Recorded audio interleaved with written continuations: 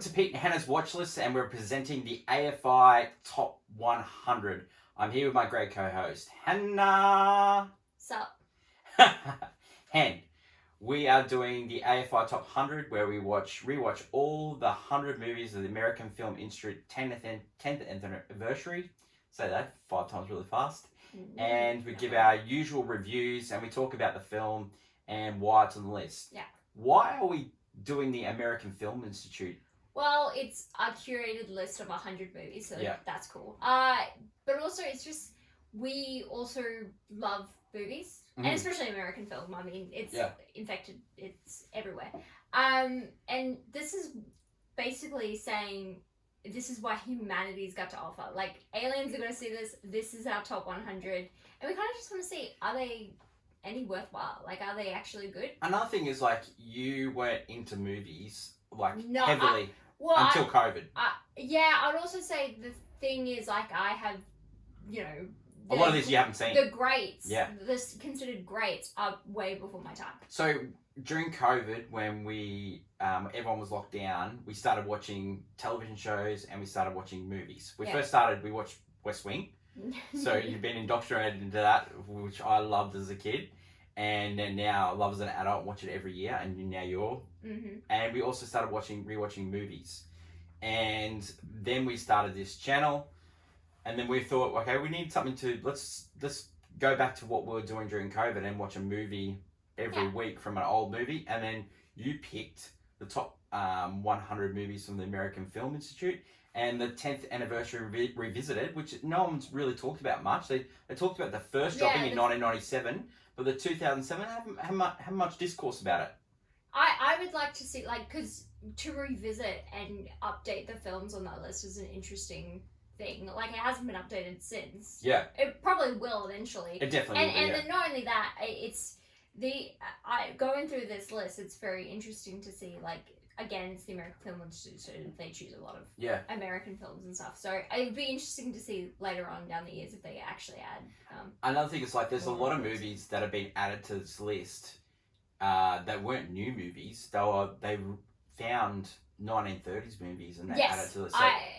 So it is quite amazing that the list changed so much. And also it's an updated values too, because there's some films on there that honestly that I consider classics by just any means, but now it's like, oh yeah, of course they're important to film, not just as a good film, but as they're an important part of history. Well, we're starting with a huge one today. Yeah. The 100th movie on the list of American Film Institute is one of the best movies of all time.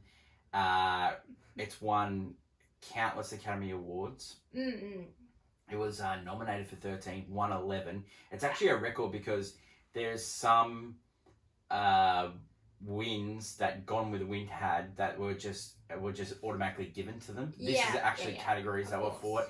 And there's also categories in Avatar, Titanic, that weren't actually existed back in when Ben-Hur. So Ben-Hur won categories, a better strike rate, basically. Yes. Yeah. So it's Ben-Hur. It's the 1959 remake of the 25 movie. Yeah. So basically how we'll do this is we rewatch the movie, and then we put the movie into categories, which we'll learn. We'll add funny names to each category over the years, and then we'll just put it through the usual Pete and Hannah's review show, a ringer with the elevator pitch, reasons to, reasons not to. And then we'll talk about where it sits on the list, and then we'll finally ask the real question that everyone wants to know: would we watch it again? And should it be on this list anyway? From people not part of the Film Institute. Okay, so let's start. It's number 100. It's Ben-Hur 1959. Yeah. Cool. Had you seen it before? Nope. I saw this one when I was a kid. So it was big on rotation in Australia when footy, so our footy in Queensland, where we're from, is rugby league. And so when on Sundays, it was huge that they'd play a big biblical movie. So you get either Ben-Hur or you get 10 Commandments. You get like a long movie, so it covers all the day. It always used to be on Channel 9 for some reason, which is the main station over here. and it was before the cricket started. So I think there was 3 seasons when it came to television in Australia growing up. There was rugby league, then there was epic movies, and then it went into cricket. Wow. Okay. So that's my 3 loves in life. So that shows a little bit about me. Elevator pitch. So Ben-Hur is betrayed, and he seeks revenge through chariot racing. Now, who's Ben-Hur? So he's a Jewish person that's living in Judea under Roman occupation. The first year of existence. So 1 BCE. Yeah. One bit after Common Era. Yeah. So you get mixed with all the after death speed. But yeah. Especially because this movie ties in. Yeah, it ties in with religious angle. There's some Jesus stuff in here. Ooh. So the maker studio was MGM Grand. So one of your favorite studios. Well, yeah, they love throwing money at like really big movies. Well, Hannah, when you say that, they were going broke at this stage in 1959. Yeah, they were. They were in big trouble, and so they took a big punt on this movie. Now, the original budget for this was $7 million. But that blew out to $15 million. Now, that doesn't sound like much now, but it equated into our money, and that's $150 million. Now, for a business that's nearly going broke, can you believe that? I will say, MGM have a habit of, putting money to a movie and then the movie exceeding that limit. Yeah. Things like Gone with the Wind and Wizard of Oz have done that in the past. The bet paid off. It was one of the highest grossing movies of the 50s. It was just behind Gone with the Wind and 10 Commandments. If it equated to today's money, it would have cost $150 million. It equated in today's money, it would have made over $1.5 billion. Oh wow, yeah, okay. Yeah, so it made its money back. It did. $75 million it made, so it had a huge theatrical run as well.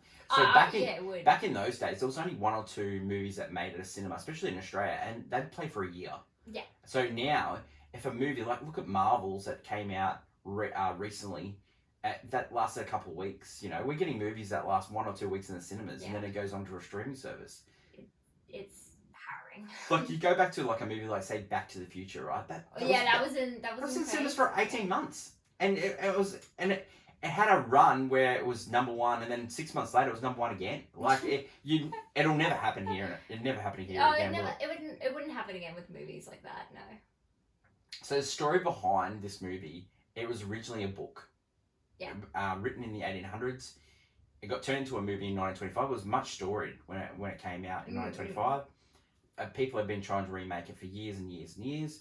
The biblical pics had been huge hits, like 10 Commandments was a huge movie, starring Charlton Heston. And so they looked at Lee Wallace's book, and it was a spawning epic. And when they tried to it was going to be a 4-hour movie.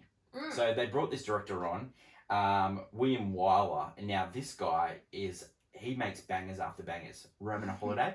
Oh. Funny Girl. Oh, you know what? That's actually this guy is amazing. Movies. Yeah. So he also directed Wuthering Heights as well. Oh wow! Yeah. Okay. Cool. So he everything great. He didn't want to do it at the start. He really didn't want to do it. That, yeah.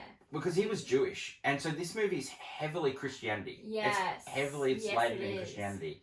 But then he later said that you bring a Jew on to make a real Christian movie.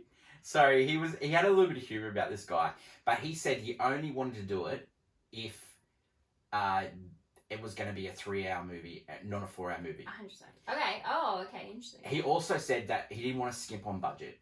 So he said, well, the producer was Steven Zemplis. He said, well, it's going to be a $7 million budget. And he goes, well, I think it's going to need to be more than that. And so it ended up being $15 million. Yeah. He had a lot of choices for actors from the Judah Ben-Hur role. Okay, so he ended up going with the great Charlton Heston, who was in the 10 Commandments. Yes. A lot of actors, he went after Paul Newman. Paul Newman said, no, I wouldn't look good in a skirt. Kirk Douglas really wanted this role, but he was considered too old because he really wanted to play it because he's Jewish. Yeah. He ended up making Spartacus work, and he became Spartacus. Wow. Okay. Yeah, that's it. A lot of the other actors, so the actor that played Ben-Hur's mum, it was only actually 3 years older than Charlton Heston, and earlier she had played a young mum of the baby Moses in the Ten Commandments. Okay. So it's a big turnaround that she's playing. The mature lady. So the reaction of the film at the time, critics went wild for it. Of course.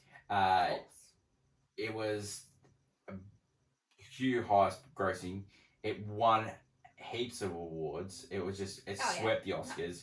It won Best Director. It won Best Picture. It won Best Actor. It won Best Supporting Actor. Now, this is where we could argue what are the things that don't make this last. The role of the Sheik was played by a Welsh actor. Now, not the greatest thing you've ever seen. Hey. No. You could say they're better ideas. There was, let's be honest, there was blackface. Yeah, no, and it's when you get to these older films, they weren't really looking for people that looked like the people they're supposed to play. They just, worked around a metaphorical bush and just was like, oh, you know what, you're pretty good. Let's just throw something on and holiday. So it's played by Hugh Griffin. And he won the Best Supporting Actor. He didn't accept it at the Oscars as well. He played Mutiny. He was in the Mutiny on the Bounty. He was How to Steal a Million. He was in like heaps of movies, and he was also in Oliver. Oh yeah. Okay. Yeah. So he storied actor, won an Oscar, but he did. He didn't want to accept it, but without didn't. Someone accepted it on behalf. William Wallace accepted on his behalf. Yeah, it's an interesting it's an interesting choice for Best Supporting, because I feel like there are some other greater Best Supporting there's another probably better supporting actor in it than I would say the Sheik. He only plays like a minor role. Yeah, you're talking about the Masala who played who was played by Stephen Grub. He a lot of people wanted to play that role. There was a bit more meat on that bowl. So Hugh Griffin was up against Arthur Connell in Anatomy of Murder, George C. Scott. They probably cross each other out. Robert Vaughn in The Young Philadelphians, who just died recently, and Edwin in Diary of the Franks. So I've seen The Anatomy of Murder, and I've seen Young Philadelphians. I was surprised that Hugh Griffin actually won after watching this movie. Yeah, I think he doesn't play in. Nowadays, his role you wouldn't have it because of course, but he doesn't really add anything to this to the plot. He doesn't really. I wouldn't say he does a good job acting, but I wouldn't say he's putting on a performance that supports, I guess, the main actor in it in any way. So we're not a huge fan of sites of critics and stuff like that. So we, as people who have watched our show before, we don't really give a score. We give a sort of funny rating and sort of we're not and we like to also showcase what we liked and what we disliked about it. Yeah. Because we know there's things to like about it, even if it's considered terrible. Yeah, we're film lovers, not film critics. So just to go through some of the metrics, it's 85% on Rotten Tomatoes. It was 8.1 on IMDb. For what it is, that's high praise, so yeah, especially a movie it's been a long time to still garner praise even to this day. Does it deserve all the praise? Does it deserve all the praise it got? Now, I think at the time, everything about it is so amazingly well done at the time. Yeah. Definitely when you look at it now compared to you look on it and some of the sets, you're like, that looks like a set. Or they've had to, recently they retouched it. They did a remaster not long ago. And so everything's got a little bit more, sometimes the CG, they're like drawn backdrops and they just added some textures and stuff. And I'll give you a little bit of background. So the battle scenes were filmed with miniatures, which is the job at the time. Miniatures, when miniatures are used, I think when they're done really well, you will never notice it, and it's brilliant. Well, Oppenheimer, Bruce Miller. Yes, Christopher Nolan is a huge lover of. He did it with the Dark. He did it with the Dark Knight trilogy. Like when you see behind the scenes of Batman Begins, like that whole train thing was miniatures. Like that's incredible. So you can do it well. They tried to film in Libya, but when they found out this movie was about Judaism and Christianity, not a fan. Yeah. So they started filming in 1957. It was a long shoot, nearly 6 months. The chariot scene, the famous chariot scene, was 6 weeks alone. Yeah. Horses died. No one died, as in. People. No one died? Yeah. Wow. Yeah, it was near fatal, but no one died. Oh. But horses did. So animals were harmed during the making of this film. Yeah. Which does not set into today's time. But that chariot scene alone, and like you could, even though again horrifying, it is a impressive thing they were able to achieve. Even though we could definitely argue that sometimes those laps were long and sometimes they were very short for some reason. So So what he did was, William Wyler, he did one big crane shot of when they came in at the start. Now, that wasn't from the book, and that wasn't historical when they came in all together the chariot, as they all came in. But he wanted to do that for a reason, to give it scope, because most of the shots were really close when you're going around corners. No, I think some of the really like unique shots he likes to do. He really wanted to show the scale of this movie. That's the whole. So I think filmed in Rome, Spain, like it just goes to show like they were filming back into locations back then. Why can't we do it now? I know, right? Even when some of them look a little bit off. Yeah, the sets weren't like the sets probably were great for back then, but they weren't great. But he definitely, like, there were shots in Rome where, like, you when you go to Rome, and it really, he likes to draw you out. Like, as it's almost has this moment where Judah has saved someone's life and they're accepting something. Yeah. And it's almost like, this is like that Star Wars moment when they accept the medals. Like, it harkens. A lot of directors have seen this movie. And I wouldn't be surprised. On Letterboxd, like, it's a lot of famous actors and famous directors' favourite movie. Yeah, because it's just, it is a pretty epic scaled movie. That, I think. Do you want to go into our usual review? Yeah, I think let's start with that, because I'm ready to talk about reasons to see Hen. Reasons to see it.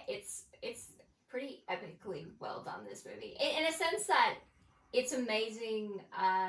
It's like a really great idea of using revenge and faith in one movie, which is, never really, like, faith and revenge don't really go hand in hand with each other, but in this movie it's a big part. Because he's learning a lesson through it. He's learning a lesson. It's an interesting tale about it. And it starts off as like a huge big deal. Yeah, he's like, and then he gets wrong for something he didn't commit. Yeah.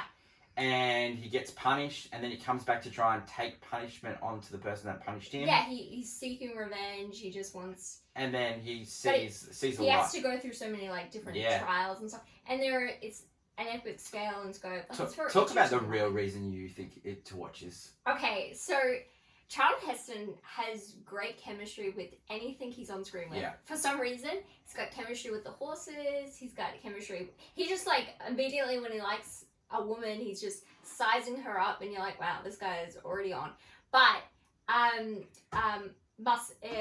what's his name? Marcella. Stephen Board. Marcella. He's a villain, but originally these two were friends. Yeah. And the moment they meet, they're like bonding. They're in love with each other. So I'll give you a great story behind the scenes, and so this was rewritten to make it a little bit shorter by Gore Vidal. And Gore Vidal, noted raconteur, he's told the Stephen Boyd character to play it homoerotica because he said he was a childhood friend. He would have been kicked back by Charlton Heston, who was a little bit more popular. That's the reason why he saved his life as a child. and you need to play it like this. And Charlton Heston had no idea why he was playing it like that. Now, so why you picked up on that thing? That this is well known. Now you know that there's fan fiction out there. Yeah, I literally wanted to look it up. It's small, but it's there, and I bet I could find more of it. It's a great reason to see, but he didn't just have chemistry with Stephen Boyd, Masala. He had chemistry with the horses. Yeah, there's these 4 white horses that he deals with. He like lovingly pats and he's like, hey, and they're like these horses are like nipping at him and stuff, and he's just like, hey. He has more chemistry with Marcella and the horses than he does any woman in this movie. Yeah, I would say, but he like sized them up to start, and then eventually he's just like, yeah, but I'm in love.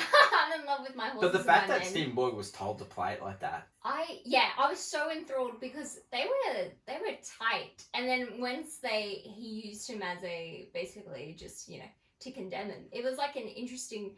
It added so much tension to this plot. I was just like enthralled with what was going to happen next. Reasons not to look. I think the start of the movie is a bit slow. Then when you get into the battle on the boats, you get the boats, amazing.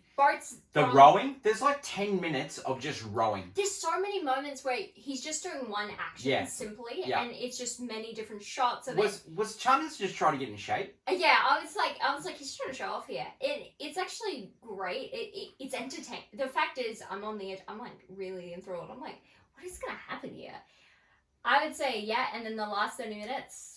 Well, he was like in his 30s when he made this movie. I think he was just trying to get in shape. Like he knew he was going to have to play an astronaut on a planet of 8, so he needed to get in shape. Even though it was 8 years later, what a career Charlton Heston had. Yeah, like 10 Commandments. He had this. He had Planet of the Apes. Like he had the Omega Strain. Like he had the movie with Citizen Kane director Orson Welles, Touch of Evil. Like, just amazing. What an absolute banging career. And then he finished it with being the head of the NRA. No political talk here. Another reason not to see it, like it builds everything up to the chariot scene. So they talk about the chariot scene when he's in Rome, like he's like a great chariot racer, and they tease their absolute hell out of it. I would say that yes, which by the way, because in the trailer you see the chariot scene in the trailer. Okay. I would also say so. It's presumed, could we fast forward once he gets to Rome, it cuts to a couple like months ahead, and he's apparently been like He's killing it. He's the best driver in the world. Yeah, and he's the Lewis Hamilton, Max Verstappen of chariot racing. If you put this movie in the 80s, we would have gotten we would have got a train montage of him like learning the ropes. Not the 80s now. We would have got 100%. There is a little bit with the horses when he's trying to train to take on. No, but I meant a full-on one. Yeah. I would say it's building up to that chariot race because it's also the moment where he claims his vengeance. Do you know the underrated thing is the scene where they're putting the bet on, and Hugh Griffith's trying to draw Masala out and trying to race. This is where he got his Oscar from. So he had that bet that he was having in today's terms. Yes. With the 4-to-1 odds of the 1,000 Scarricks, that would have been worth $8 billion gold. $8 billion gold. Ridiculous.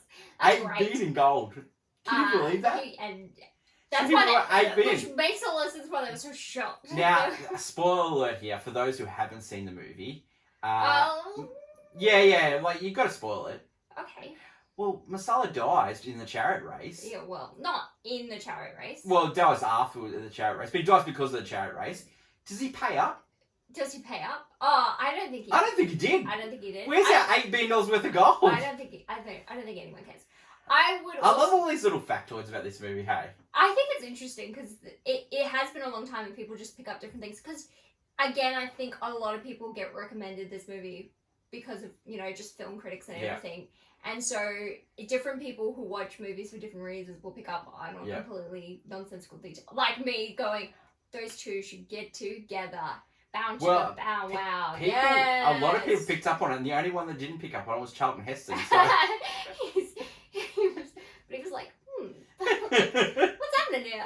So, the real reason not to is like once a chariot scene's done, it's 30 to 40 minutes of just it's purely about the Christianity. It's purely about the faith. Yeah. Purely about like we're watching. You watch Jesus get put to the cross. Not to put it back to not to keep putting it back to a recent movie, but Oppenheimer, when you had the Trinity test, you still got Emily Blunt cooking.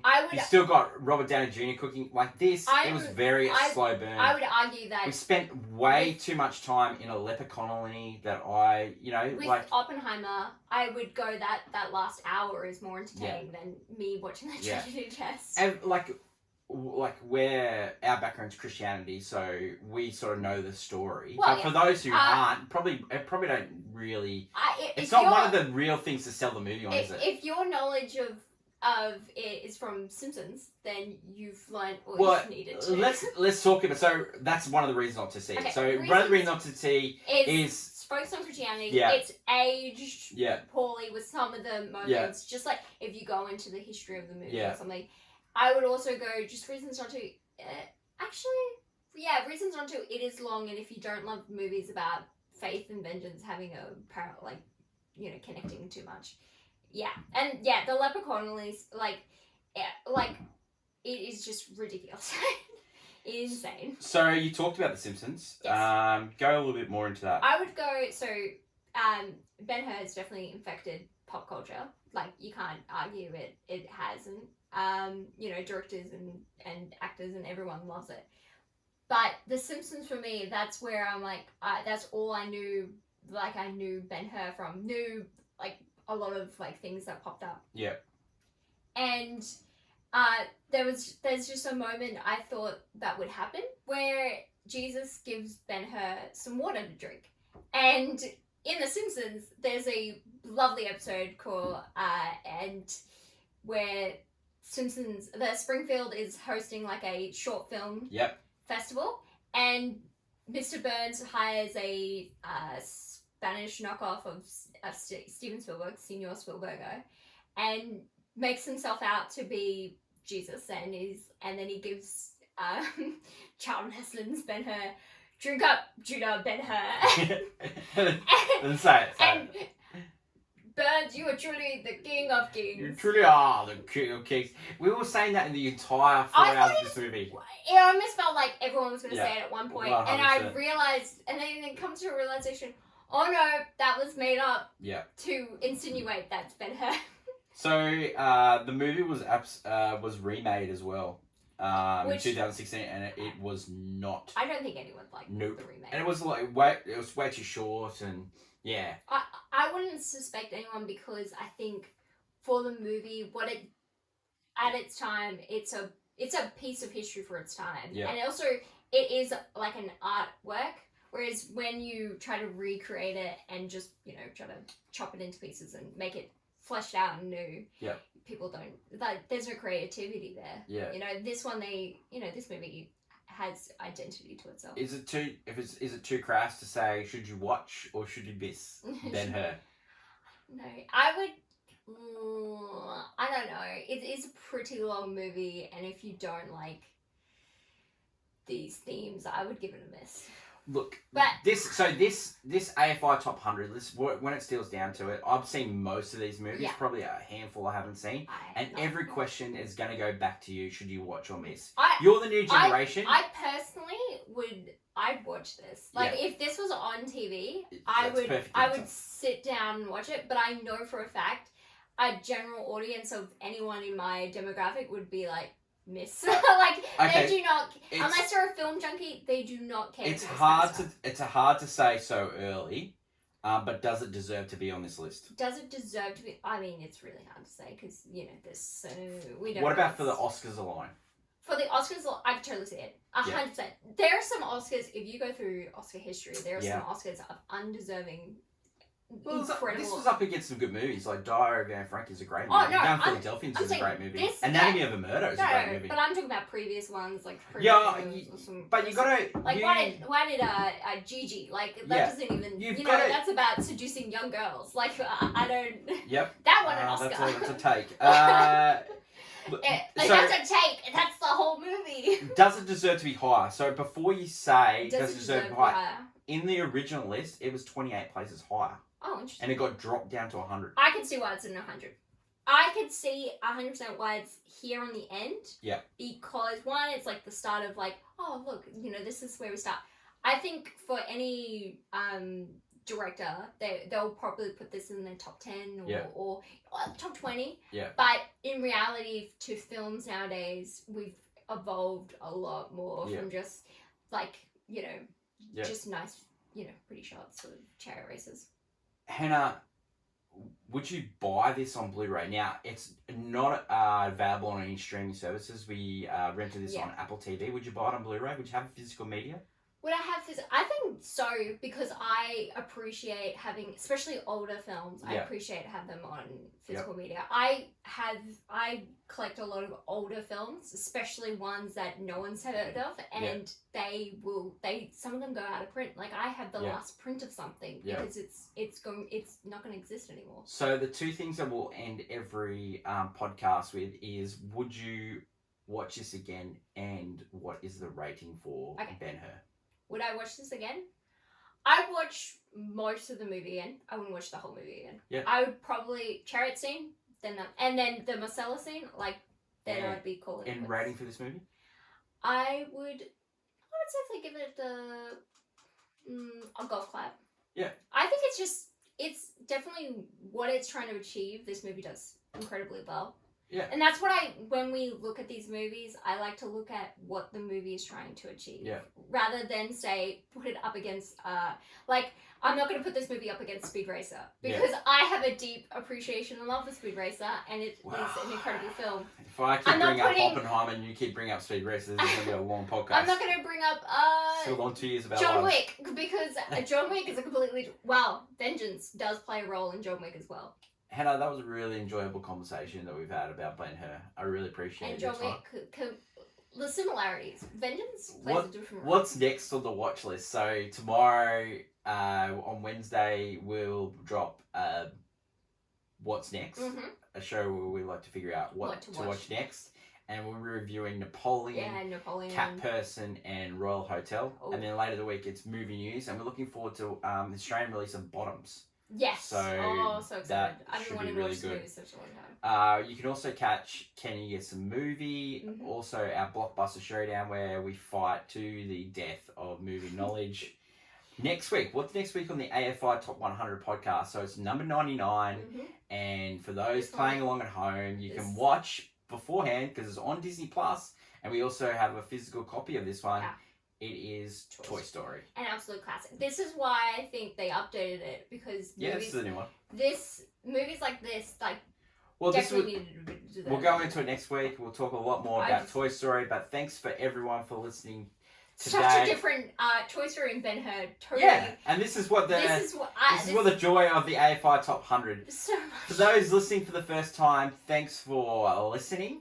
And for those watching on our usual channels, we really appreciate all the support. I hope you catch up with the Ridley Scott draft. That was great to have Danny there. Voting commences tomorrow. Yeah. Hopefully you vote for me or Hannah. We do not want to hear it. We don't want to. Yeah, he kind of cheated and didn't watch. Well, you come in and you start the podcast by saying, "Is Ridley Scott overrated?" I just want to kick him out. And then he said Black Hawk Down. It's fine. Yeah, and then he gave nothing. He gave absolutely nothing. We then went into all the British white boys and that, and he was like, "Yeah, it's fine." It's fine. Yeah. Oh my god. You know what? So you do. If you vote for Danny, it's a vote for mediocrity. Yeah, you're just choosing. Yeah, I like those movies. Of course you do. Everyone does. That's just being. Go for the interesting ones. For that's my lovely co-host Hannah. I'm Peter. Until next week when we take a trip down memory lane with the AFI Top 100, we'll catch you for a later podcast during the week. It's bye for now. Bye.